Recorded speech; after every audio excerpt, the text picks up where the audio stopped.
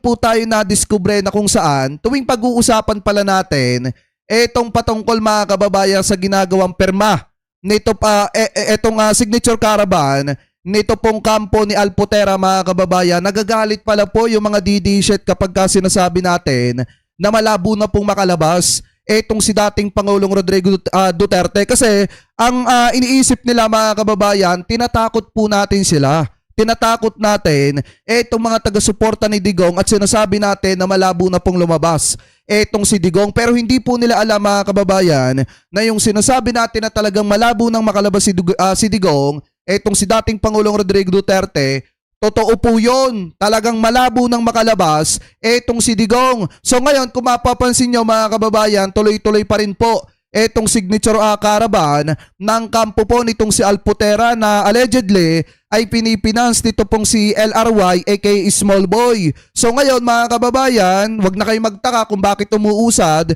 yung signature caravan na yan kasi nga funded po yan nito pong si Small Boy mga kababayan. Dahil nga kung mapapansin po ninyo, gaya ng paulit-ulit kong sinasabi, si Small Boy po yung dumidikit-dikit sa First Family, yung kanyang pamilya, dumidikit-dikit kay First Lady, pero hindi alam ng First Family na tinutulungan nila ng palihim etong kampo ni dating Pangulong Rodrigo Duterte sa pamamagitan po mga kababayan ni Alputera at sa pamamagitan nito pong signature caravan na ito. So ngayon, eto na.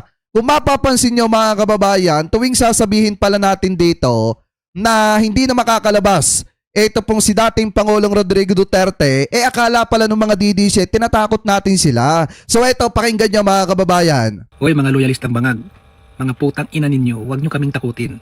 Kasi kami yung ipinaglalaban namin, tama. Kung makita ko kayo, paguntugin ko yung mga ulo ninyo eh. Huwag nyo kaming takutin, mga putang ina ninyo. Hoy mga loyalistang... Di ba? Galit na galit mga kababayan. Hindi naman natin sila tinatakot eh. Sinasabi lang natin yung totoo na kahit ipinance mga kababayan ng paulit-ulit, ano po nito pong si Small Boy or netong si LRY aka Small Boy, ito pong si Alputera para ipagpatuloy yung signature caravan na yan, hindi na po talaga makakalabas etong si Digonggong mga kababayan. Yan po yung katotohanan dyan. Malabo nang makalabas etong si Digong kahit pagamitin nila ng paulit-ulit yung si na Mike Defensor na yan, yung si na Chavit Singso na yan, hindi na po makakauwi etong si Digong. Siguro makakabalik siya ng Pilipinas pero nakalagay sa karton o kaya sa garapon. Di ba mga kababayan? Pero kung titingnan po natin yung sinasabi natin about po dito kay Digong, hindi po yan pananakot. Talagang totoo po yan na malabo na pong makauwi etong si Digong. Kaya yung mga DD-shit dyan na nagsasabi tinatakot namin kayo, hindi namin kayo tinatakot. Totoong hindi na talaga makakalabas si Digong. Hoy mga loyalistang bangag, mga putang ina ninyo, huwag nyo kaming takutin. Kasi kami yung ipinaglalaban namin, tama. Kung makita ko kayo, paguntugin ko yung mga ulo ninyo eh. Huwag nyo kaming takutin, mga putang ina ninyo. Hoy mga loyalistang... Diba? Kita nyo mga kababayan, takot na takot. Hindi na talaga makakalabas si Digong. Kahit anong gawin po nila, hindi na po makakalabas si Digong mga kababayan. Yan po yung katotohanan dyan. At saka ang isa pa dyan mga kababayan, malaki din ang posibilidad na baka itong si Defensor mawala sa kanyang party list. Diba kung matatandaan nyo, naging party list ito pong si Defensor hanggang 2022. Ngayon, sinusubukan mga kababayan ni Ombudsman Boying Rimulya na ipaban sa gobyerno ito pong si Mike Defensor. Bakit mga kababayan? Dito nyo matutuklasan na kaya pala maingay etong si Defensor na ito, napakatindi pala po ng pinaggagawa nito nung siya ay naging secretary ng DENR. Napakatindi pala ng mga claim nito mga kababayan dahil ito po pala allegedly ay CEO ng isang mining company. So ngayon, eto na. Basahin po natin itong nakita po nating balita. Galing po sa Abante. Una sa balita, sabi po dito, Boying Rimulya bet ipaban sa gobyerno si Mike Defensor. Bakit daw mga kababayan? So ngayon kung titingnan nyo, sabi po dito, nais ni Ombudsman Jesus Crispin Boying Rimulya na ipaban sa alinmang pwesto sa gobyerno si dating anak kalusugan, party list representative Mike Defensor dahil sa mining claim nito sa iba't ibang panig ng bansa. Ayon kay Rimulya, dapat ipatupad ang perpetual disqualification kay Defensor dahil maaaring mapaboran ang mga kumpanya sa pagmimina kung nakapwesto ito sa gobyerno. Sabi pa dito mga kababayan ni Ombudsman Boying Rimulya, si Mike Defensor, ang daming claiming niyan.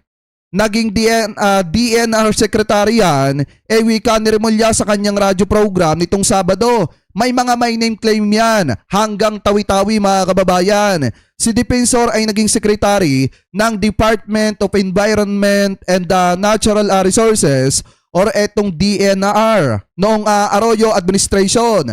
Naging kinatawan ito ng Anak Kalusugan party list noong 2019 at tumakbong alkalde ng Quezon City noong 2022 pero natalo po ni Belmonte. Sabi pa dito, kung maglilingkod ka sa gobyerno, dapat bitawan mo na yung pwedeng maging conflict sa iyong trabaho kung saan ikaw ay magdidesisyon na makikinabang ka, giit po nitong seremolya. Sabi pa dito, disqualification dapat yan perpetual, dugtong pa niya mga kababayan. Dahil nga kung titingnan nyo, dapat nga naman mga kababayan, itong si Defensor, hindi po ito magkaroon ng kahit anuman posisyon sa ating gobyerno dahil lahat po pala na magiging desisyon ito ay magiging kapakinabangan ng kanyang mining company. Ano po, so ngayon kung titingnan nyo pa, ito yung mismong isa sa mga video kung saan talagang tinutuligsa ni Ombudsman Boying Rimulya, ito pong di umano mga kababayan, claiming nito pong si Defensor sa isang mining company mga kababayan nung siya ay naging secretary ng DNR ano po nung panahon ng Arroyo administration. So ito i-play po natin. The efforts of yung kaibigan ni Pao. Kaibigan ni Pao mo nag-effort nun. Ito si Mike. Hindi, nag-ano muna siya.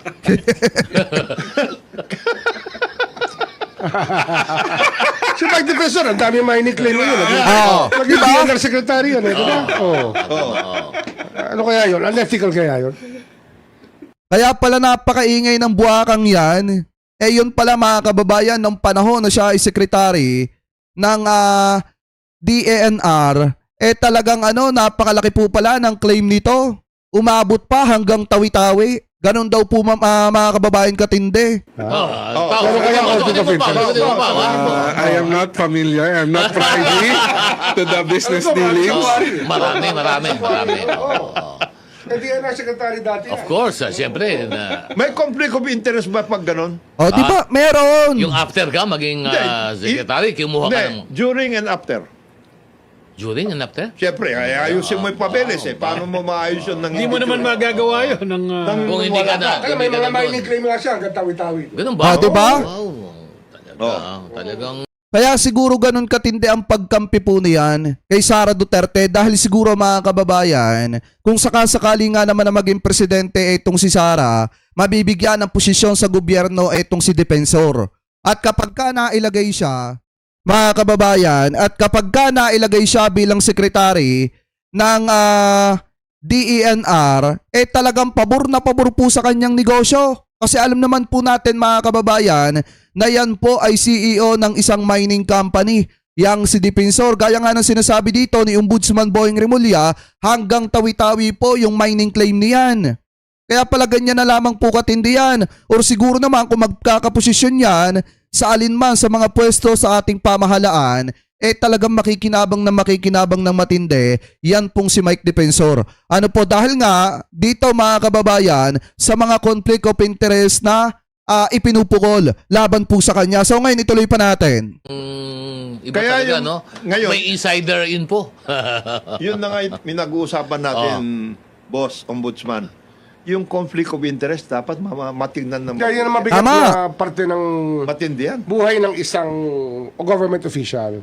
Kasi pagka Oo. maglilingkod ka sa gobyerno, dapat bitawan mo na yung pwedeng maging conflict sa iyong trabaho. Tama. Na kung saan ikaw ay magdidesisyon na makikinabang ka. Ayun. Hindi, Ganun yun hindi mo pwedeng, kunyari, may disqualification yan, mga 5 Hindi, years after disqualification mawala ka talaga na. dapat yan. Hindi Meron ka talaga pwedeng dapat. magkaroon ng transaction with your old... Dapat siya perpetual. Oh. Walang ganun. Perpetual. Pag May ganun ba? sinasabing posisyon, May batas ba na ganun? Wala. Wala. Pero dapat Halimbawa, dapat. Kailangan ang po bang prinsipyo i-legislate yun? O Pero yung prinsipyo niyan, Ikaw carries yun. over to the next generation. Ethical, ano Ethical yan? consideration. Saan pag yan. naupo ka doon, wala ka na dapat makialam doon. Wala. Tama. No. Hindi, Kaya lang, po- hindi ganun Marami nangyayari, kasi boss, sa mga diba? kaibigan natin, papasok para magkaroon ng Interest. Ayusin yung Kalokohan. interest. Puro, pagpasok pa ng kalokohan na nasa isip. Lalo na. Maraming gano'n. Oo, Pag inisip nila yung retirement nila. Ayan, yan. Bata pa ako. Ngayon kay Mike na yun, Oh, live ito, Ligaspi, live ito. talaga matindi yung nakikita ko na yun. Dapat pag-aralan niya. Yan, ako. Ay, kailangan siguro sisilipin, ano? Kasi Si F. Oh, ayan oh. 'Di ba mga kababayan, kasi mahirap dito kay Defensor pumapasok ito mga kababayan sa gobyerno, lalo na noong panahon ng Arroyo administration, naging secretary siya ng DNR, pero siya po ay may-ari ng isang mining company. At maliwanag nga yung sinabi dito ni Ombudsman Boyeng Remulla na hanggang tawi-tawi po yung mining claim nito. So ibig sabihin, gamit na gamit niya mga kababayan noon yung pagiging secretary ng DNR para po sa kanyang negosyo na mining company. Ano po kasi tugman-tugma mga kababayan may mining company ka tapos nakaposisyon ka pa bilang secretary ng DNR, talagang gamit na gamit mo yung posisyon mo na yon para sa negosyo mo. Kaya nga mga kababayan, tama din yung sinasabi dito ni Ombudsman Boyeng Remulla na dapat po pag-isipan ng maraming beses na ipaban sa gobyerno sa alinmang posisyon sa pamahalaan ito pong si Mike Defensor. Kasi nga, magkakaroon po talaga ng conflict of interest kung sakaling magkakaroon po yan ng posisyon sa ating pamahalaan. Kasi nga, gamit na gamit niya mga kababayan yung posisyon po niya para ano?